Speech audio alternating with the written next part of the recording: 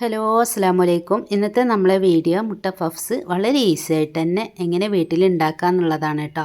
അപ്പോൾ നമ്മളിത് ഉണ്ടാക്കുന്നത് ഓവനിലൊന്നല്ല, കുക്കറിലാണ്. അപ്പോൾ വളരെ ഈസി ആയിട്ട് ആർക്ക് വേണമെങ്കിലും പെട്ടെന്ന് തന്നെ ഉണ്ടാക്കിയെടുക്കാനും പറ്റും. അപ്പോൾ നമുക്കിത് എങ്ങനെ ഉണ്ടാക്കിയെടുക്കണേ നോക്കല്ലേ. ഇതിന് മുന്നായിട്ട് ഇനി ആരെങ്കിലും സബ്സ്ക്രൈബ് ചെയ്യാൻ ബാക്കിയുണ്ടെങ്കിൽ പ്ലീസ് ഒന്ന് പോയി സബ്സ്ക്രൈബ് ചെയ്തുകൊണ്ട് എന്നെ ഒന്ന് സപ്പോർട്ട് ചെയ്യണം കേട്ടോ. അപ്പോൾ നമുക്ക് നേരെ വീഡിയോയിലോട്ട് പോവാം.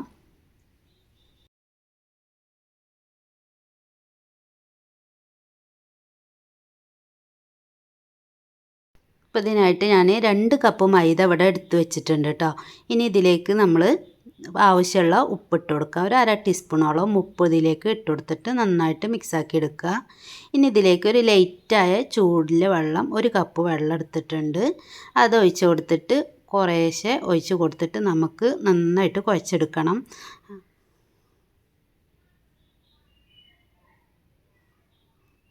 അപ്പോൾ ജസ്റ്റ് ഒന്ന് ഒതുക്കിയ ശേഷം നമ്മൾ ഇനി ഇത് കൗണ്ടർ ടോപ്പിൽ ഇട്ടുകൊണ്ട് ഒന്ന് കുഴച്ചെടുക്കുകയാണ് ചെയ്യേണ്ടത്.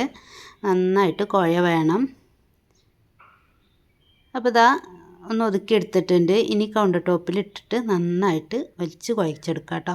അപ്പോൾ കയ്യിൽ കുറച്ച് എണ്ണയും കൂടി തടവി കൊടുത്തിട്ട് നന്നായിട്ട് കുഴച്ചെടുക്കുക. അപ്പോൾ ഇതാ ഇവിടെ ഇത് കുഴഞ്ഞ് കിട്ടിയിട്ടുണ്ട്. ഇനി നമുക്ക് ഇതുപോലെ ഒന്ന് റോൾ ചെയ്ത് കൊടുക്കാം കേട്ടോ. ഇത് റോൾ ചെയ്ത് എടുത്തിട്ടുണ്ട്. ഇനി നമ്മളിത് ഒരു പൂരി, വലിയ പൂരിയൊക്കെ ഉണ്ടാക്കണ അതേ വലുപ്പത്തിൽ ഒന്ന് ഇതുപോലെ ഒന്ന് കട്ട് ചെയ്തെടുക്കുക കേട്ടോ. അപ്പോൾ ഞാൻ ഈ 2 കപ്പ് മൈദയിൽ നിന്ന് 8 പപ്സാണ് ഉണ്ടാക്കിയിട്ടുള്ളത് കേട്ടോ. അപ്പോൾ അതേപോലെ ഒന്നിങ്ങനെ കട്ട് ചെയ്ത് കൊടുക്കുക. ഇനി നമുക്കിതൊന്ന് ജസ്റ്റ് കൈവച്ചൊന്നിട്ട് ഇതുപോലെ ഒന്ന് പരത്തി വെക്കുക കേട്ടോ. ഇതുപോലെ മറ്റുള്ളതൊക്കെ നമുക്ക് ഇതേപോലെ പരത്തിയെടുക്കാം.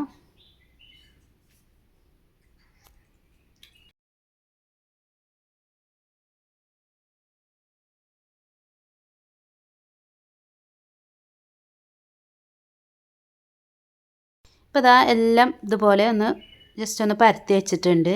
ഇനി ഇതുപോലെ തന്നെ ഒരു പാത്രം എടുക്കുക, എന്തെങ്കിലും ഒരു പരന്ന പാത്രം എടുക്കുക. അതിലേക്ക് നമുക്ക് കുറച്ച് എണ്ണ ഒഴിച്ച് കൊടുക്കാം കേട്ടോ. സൺഫ്ലവർ ഓയിലാണ് ഞാനിവിടെ ഒഴിച്ച് കൊടുക്കുന്നത്. അപ്പോൾ ഇതാ ഈ പാത്രത്തിലേക്ക് എണ്ണ ഒഴിച്ച് കൊടുത്തിട്ടുണ്ട്. ഇനി നമ്മളിത് ഈ പരത്തി വെച്ച മാവുകളൊക്കെ അതിലേക്ക് മുക്കി വെച്ച് കൊടുക്കുകയാണ് ചെയ്യണത്. 2 ഭാഗം ഒന്ന് ഇതുപോലെ കൈവച്ചൊന്ന് പ്രസ് ചെയ്തുകൊണ്ട് അതിൽ താഴ്ന്ന് നടക്കണ വിധത്തിൽ ആക്കി കൊടുക്കുക കേട്ടോ. അതാണ് നമ്മൾ പരന്ന പാത്രം എടുക്കുന്നത്. അപ്പോൾ വളരെ കുറച്ച് എണ്ണ മതി. ഇതേപോലെ എല്ലാ മാവും അതിലേക്ക് നന്നായിട്ട് മുക്കി വെച്ച് കൊടുക്കുക കേട്ടോ. ഇനി ഇതൊരു അരമണിക്കൂർ റെസ്റ്റ് ചെയ്യാനായിട്ട് വെക്കണം കേട്ടോ. ഇനി നമുക്ക് ഇതിലേക്കുള്ള മസാല ഉണ്ടാക്കാം. അതിനായിട്ടൊരു പാൻ അടുപ്പത്തേക്ക് വെച്ചിട്ട് അതിലേക്ക് ആവശ്യമുള്ള എണ്ണ ഒഴിച്ച് കൊടുക്കാം. അപ്പോൾ ഞാനൊരു മീഡിയം സൈസ് 4 സവാള എടുത്തിട്ടുണ്ട്. അത് പാനിലേക്ക് ഇട്ട് കൊടുക്കുന്നുണ്ട്. ഇനി പെട്ടെന്ന് തന്നെ വാടി കിട്ടുന്നതിനായിട്ട് കുറച്ച് ഉപ്പും കൂടി അതിൻ്റെ ഒപ്പം ഇട്ട് കൊടുക്കുന്നുണ്ട്. ഇനി ഇതെല്ലാം കൂടി നന്നായിട്ടൊന്ന് വാട്ടിയെടുക്കണം. ഇത് ജസ്റ്റ് ഒന്ന് വാടി വരുമ്പോൾ വെളുത്തുള്ളി, ഇഞ്ചി, പച്ചമുളക് എന്നിവ ക്രഷ് ചെയ്തത് 1 ടീസ്പൂണോളം ഇട്ട് കൊടുക്കുന്നുണ്ട്. അതുപോലെ തന്നെ കുറച്ച് കറിവേപ്പിലയും കൂടി ഇട്ട് കൊടുക്കുന്നുണ്ട് കേട്ടോ. ഇനി ഇത് നന്നായിട്ട് വഴന്ന് വന്ന ശേഷം നമുക്കിതിലേക്കുള്ള പൊടി ഇട്ട് കൊടുക്കാം. അപ്പോൾ 1 ടീസ്പൂണോളം മല്ലിപ്പൊടി ഇട്ട് കൊടുക്കുന്നുണ്ട്. 1/4 ടീസ്പൂൺ മഞ്ഞൾപ്പൊടി ഇട്ട് കൊടുക്കുന്നുണ്ട്. അതുപോലെ തന്നെ 1 നുള്ള് മുളക് പൊടി ഇട്ട് കൊടുക്കുന്നുണ്ട്. അതുപോലെ തന്നെ കുറച്ച് ഗരം മസാലയും കൂടി ഇട്ട് കൊടുക്കുന്നുണ്ട്. പിന്നെ ഇട്ട് കൊടുക്കുന്നത് 1/4 ടീസ്പൂണോളം കുരുമുളക് പൊടിയാണ് കേട്ടോ. അപ്പോൾ എരിവിനനുസരിച്ച് ഇട്ട് കൊടുക്കുക. ഇതെല്ലാം കൂടി നന്നായിട്ടൊന്ന് വഴറ്റിയെടുക്കുക. അതിൻ്റെ പച്ചമണം മാറുന്നത് വരെ ഒന്ന് ഇളക്കി കൊടുക്കുക. ഇനി ഇതിലേക്ക് ഞാനൊരു 1/4 കപ്പ് വെള്ളം ഒഴിച്ച് കൊടുക്കുന്നുണ്ട് കേട്ടോ. ഇതെല്ലാം കൂടി ഒന്ന് നന്നായിട്ട് സെറ്റാവാൻ വേണ്ടിയിട്ടാണ് വെള്ളം ഒഴിച്ച് കൊടുക്കുന്നത്. വെള്ളം ഒഴിച്ച് കൊടുത്തിട്ട് ഒന്ന് തിളക്കാനായിട്ട് വിടാം കേട്ടോ. സമയം ഉപ്പില്ലെങ്കിൽ ഉപ്പും കൂടി ചേർത്ത് കൊടുക്കാം. ഇപ്പോൾ ഇതാ വെള്ളമൊക്കെ ഏകദേശം വറ്റി വന്നിട്ടുണ്ട്. ഇനി ഞാൻ തീ ഓഫാക്കുകയാണ് ചെയ്യണത്. ഇനി ഇതിലേക്ക് ഞാൻ കുറച്ച് മല്ലിയിലയും കൂടി ഇട്ട് കൊടുക്കുന്നുണ്ട് കേട്ടോ. എല്ലാം കൂടി നന്നായിട്ട് മിക്സാക്കി അവിടെ വെക്കാം. ഇപ്പം നമ്മൾ കുഴച്ച് വെച്ച മാവ് നന്നായിട്ട് സോഫ്റ്റായി വന്നിട്ടുണ്ട് കേട്ടോ.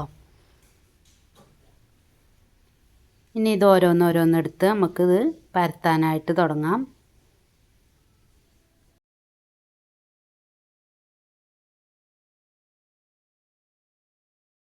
അപ്പോൾ അതിനായിട്ട് ഇന്ന് തന്നെ കുറച്ച് എണ്ണ ഒഴിച്ച് കൗണ്ടർ ടോപ്പിൽ ഒഴിച്ചങ്ങാണ്ട് മാവ് പരത്താനായിട്ട് എടുക്കുകയാണ് കേട്ടോ. അപ്പോൾ ഇനി ഓരോ ഉരുളെടുത്തിട്ട് കൈവച്ച് തന്നെ വേണമെന്നുണ്ടെങ്കിൽ ഇങ്ങനെ പരത്തി കൊടുക്കാം. അതല്ലെങ്കിൽ റോളർ വെച്ചിട്ട് നമുക്ക് പരത്തി കൊടുക്കാം കേട്ടോ. അപ്പോൾ ഇങ്ങനെ കൈവച്ചങ്ങാണ്ട് നന്നായിട്ടൊന്ന് പ്രസ് ചെയ്ത് കൊടുക്കുക. ഇനി നമുക്ക് റോളർ വെച്ചിട്ട് നൈസായിട്ടൊന്ന് പരത്തി കൊടുക്കാം കേട്ടോ. അപ്പോൾ നമ്മൾ റോളർ വെച്ച് പരത്തി എത്രത്തോളം പരത്താൻ പറ്റണോ അത്രത്തോളം പരത്തി നമുക്ക് 4ആയിട്ട് ഇത് മടക്കിയെടുക്കാം കേട്ടോ. അപ്പോൾ 4ആയി മടക്കി വീണ്ടും അതുപോലെ തന്നെ ഇതുപോലെ ഒന്ന് പരത്തി വീണ്ടും 4ആയി മടക്കിയാൽ കൂടുതൽ ലെയർ ഉണ്ടാവും കേട്ടോ. അപ്പോൾ ഞാനിതാ ഇങ്ങനെ ജസ്റ്റ് ഒരു ഒറ്റ ലെയറിൽ മാത്രമേ കാട്ടണുള്ളൂ കേട്ടോ. ഇതുപോലെ തന്നെ മറ്റുള്ളതൊക്കെ ആക്കി വെക്കുക. ഒരു പഫ്സിൻ്റെ ഷീറ്റിൻ്റെ വലുപ്പത്തിൽ നമുക്ക് കൈവച്ച് തന്നെ അമർത്തി കൊടുക്കാം.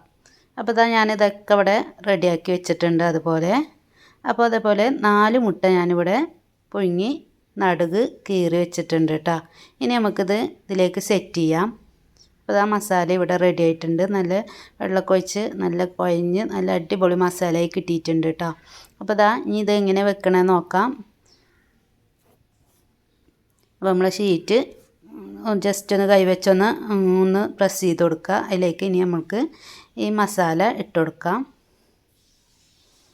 മസാലയ്ക്ക് ശേഷം നമ്മൾ ഇതിലേക്ക് നടുക് കീറി വെച്ച മുട്ട ഒന്ന് വെച്ച് കൊടുക്കാം. എന്നിട്ട് ആ 4 മൂലയും കൂടി ഒന്ന് അതിൻ്റെ മേലേക്ക് വെച്ചിട്ടൊന്ന് പ്രസ് ചെയ്ത് കൊടുക്കുക കേട്ടോ. അപ്പോൾ ഇതേ രീതിയിലാണ് മറ്റുള്ളതൊക്കെ ചെയ്തെടുക്കേണ്ടത്.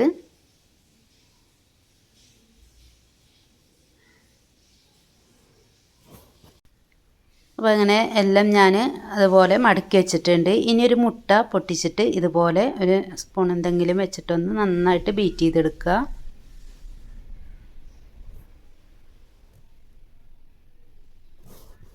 ഇനി ഞാൻ 2 കേക്ക് ടിന്നാണ് കേട്ടോ അവിടെ എടുത്ത് വെച്ചിട്ടുള്ളത്.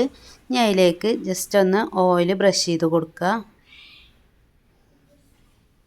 ഇനി നമ്മൾ പഫ്സുകൾ അതിലേക്ക് എടുത്ത് വെക്കാം കേട്ടോ. ഓരോന്നോരോന്ന് അതിലേക്ക് എടുത്ത് വെക്കാം. അപ്പോൾ ഒരു പാത്രത്തിൽ 4 പഫ്സാണ് ഞാൻ വെക്കണത് കേട്ടോ. ഇനി നമുക്കിതിൻ്റെ മേലെ നമ്മൾ ബീറ്റ് ചെയ്ത് വെച്ച മുട്ട നന്നായിട്ട് സ്പ്രെഡ് ചെയ്ത് കൊടുക്കുക കേട്ടോ. ഇതാ നന്നായിട്ട് സ്പ്രെഡ് ചെയ്ത് കൊടുക്കുക മുട്ട. പഫ്സിൻ്റെ എല്ലാ ഭാഗത്തു കൂടി ഒന്ന് എത്തിക്കോട്ടെ. ഓവനുള്ളവർക്ക് ഒന്നും കൂടി നന്നാവും കേട്ടോ. പഫ്സ് ഇങ്ങനെ വേവിച്ചെടുക്കുമ്പോൾ ഒന്നും കൂടി പെർഫെക്റ്റായിട്ട് കിട്ടും. എന്നാലും ഇത് കുഴപ്പമില്ല. അതുപോലെ തന്നെ കഴിക്കാനും നല്ല ടേസ്റ്റാണ്. നമ്മൾ കുക്കറിലാണ് വെച്ച് ചെയ്തിട്ട് ഹാർഡായി പോയിട്ടൊന്നുമില്ല. നല്ല സോഫ്റ്റാണ്. നിങ്ങൾക്ക് കാണുമ്പോൾ തന്നെ മനസ്സിലാവും കേട്ടോ. അപ്പോൾ നമ്മളെ കുക്കർ ഞാനൊരു 10 മിനിറ്റ് പ്രീ ഹീറ്റ് ചെയ്യാനായിട്ട് വെച്ചിട്ടുണ്ടായിരുന്നു. നന്നായിട്ട് ചൂടായി കിടക്കുകയാണ്. ഇനി ഇതിലേക്ക് ഞാൻ ഈ പഫ്സ് വെച്ച് കൊടുക്കുകയാണ് കേട്ടോ. അപ്പോൾ ആദ്യം ഒരു പ്ലേറ്റ് വെച്ച് കൊടുത്തിട്ടുണ്ട്. എന്നിട്ട് അതിൻ്റെ മേലെ എന്തെങ്കിലും ഒരു പാത്രമോ അല്ലെങ്കിൽ ഇതുപോലെ എന്തെങ്കിലും ഒരു വട്ടുകളോ എന്തെങ്കിലും ഉണ്ടെങ്കിൽ അത് വെച്ച് കൊടുത്തിട്ട് അതിൻ്റെ മേലെ മറ്റേ പാത്രവും കൂടി വെച്ച് കൊടുക്കുകയാണ് കേട്ടോ. അപ്പോൾ ഞാനിതൊരു 10 മിനിറ്റ് വരെ വെന്ത ശേഷം പിന്നെ നമ്മളിതൊന്ന് മാറ്റി വെച്ച് കൊടുക്കണം കേട്ടോ. പാത്രം ഒന്ന് അടിയിലേക്ക് ആക്കിങ്ങാണ്ട് വെച്ച് കൊടുക്കുക. മേലെ വെച്ച പാത്രം അടിയിലേക്കാക്കി വെച്ച് കൊടുക്കണം. അപ്പോഴേ അതിൻ്റെ വേവ് കറക്റ്റായി കിട്ടുള്ളൂ കേട്ടോ. അപ്പോൾ ഇനി ഇത് അടച്ച് വെച്ചിട്ട് ഒരു 1/2 മുതൽ 3/4 മണിക്കൂർ വരെ നമുക്ക് വേവിക്കാം.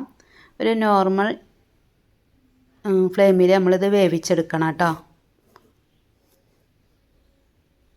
ഇപ്പോൾ ഇതൊരു 3/4 മണിക്കൂറിന് ശേഷമാണ് ഞാനിത് എടുത്ത് നോക്കണത്. അപ്പോൾ ഞാൻ ഇതുപോലെ തന്നെ കുറച്ച് സമയം കഴിഞ്ഞപ്പോൾ പാത്രം മാറ്റി വെച്ചെടുത്തിരുന്നു. ഇത് നല്ല സോഫ്റ്റായിട്ട് ഉണ്ട്. ഹാർഡൊന്നും ആയിട്ട് പോയിട്ടില്ല. നമ്മളെ പഫ്സ് നല്ല ടേസ്റ്റും ഉണ്ട് കേട്ടോ കഴിക്കാനായിട്ട്. അപ്പോൾ നമ്മളെ പഫ്സ് ഇവിടെ റെഡി ആയിട്ടുണ്ട്. നല്ല ചൂടായിട്ടാണ് ഇരിക്കണത്.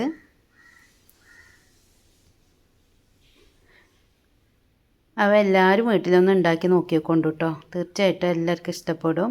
ഫ്ലോപ്പ് ആകില്ല ഒരിക്കലും. ഇങ്ങനെ ഒന്ന് ഉണ്ടാക്കി നോക്കിക്കൊണ്ടു. നല്ല ചൂട് കൊടുക്കാൻ നമുക്ക് പഫ്സ് കഴിക്കുകയും ചെയ്യാം.